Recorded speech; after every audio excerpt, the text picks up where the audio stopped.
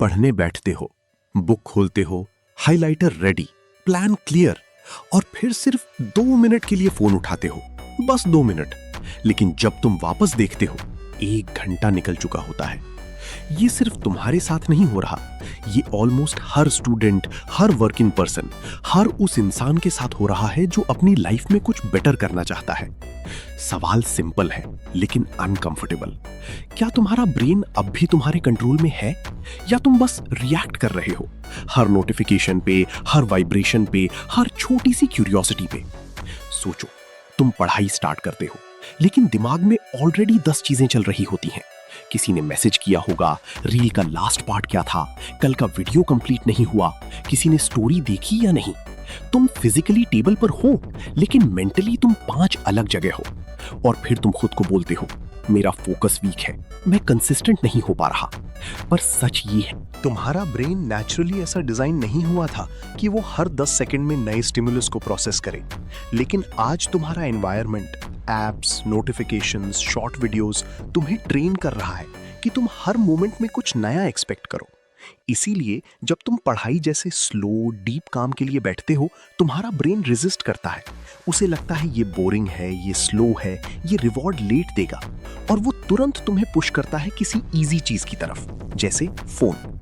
ये जो फीलिंग आती है ना कि बस एक बार चेक कर लेता हूं, ये रैंडम नहीं है, ये एक लूप है।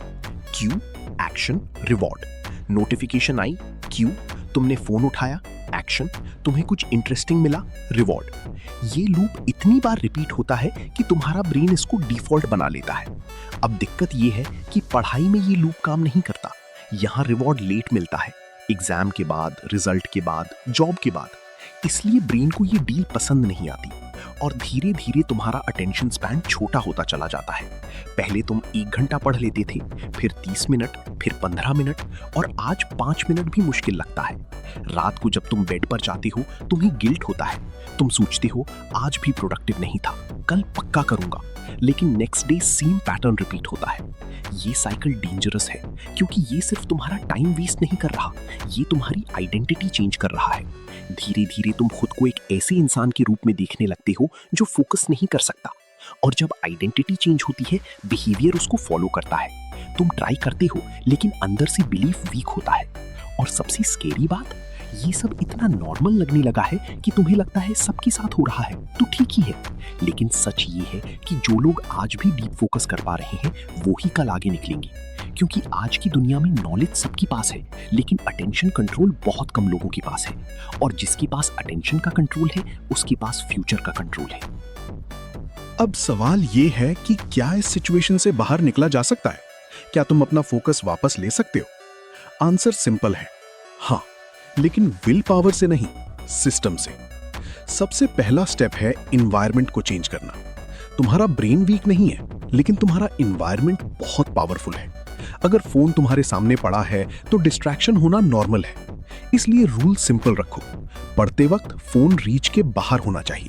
साइलेंट मोड इनफ नहीं है क्योंकि तुम्हारा माइंड फिर भी उसकी प्रेजेंस फील करता है।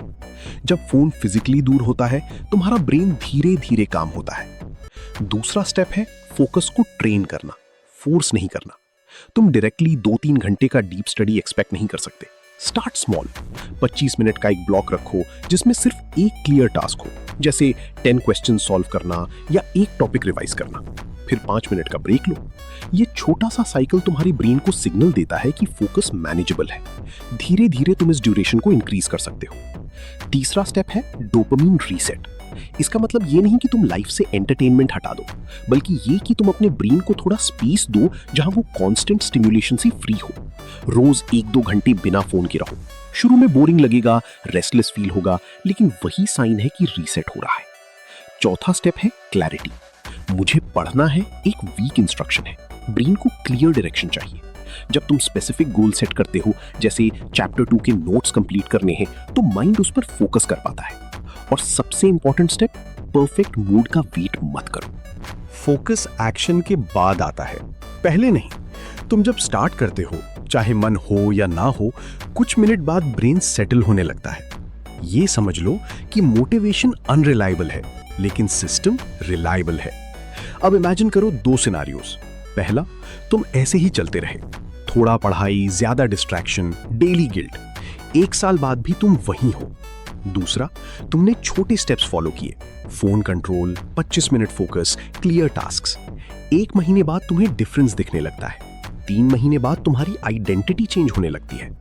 1 साल बाद तुम वो इंसान बन चुके होते हो जो फोकस कर सकता है जब चाहे। ये कोई मैजिक नहीं है, ये ट्रेनिंग है। और ट्रेनिंग का रूल सिंपल है, कंसिस्टेंसी बीट्स इंटेंसिटी।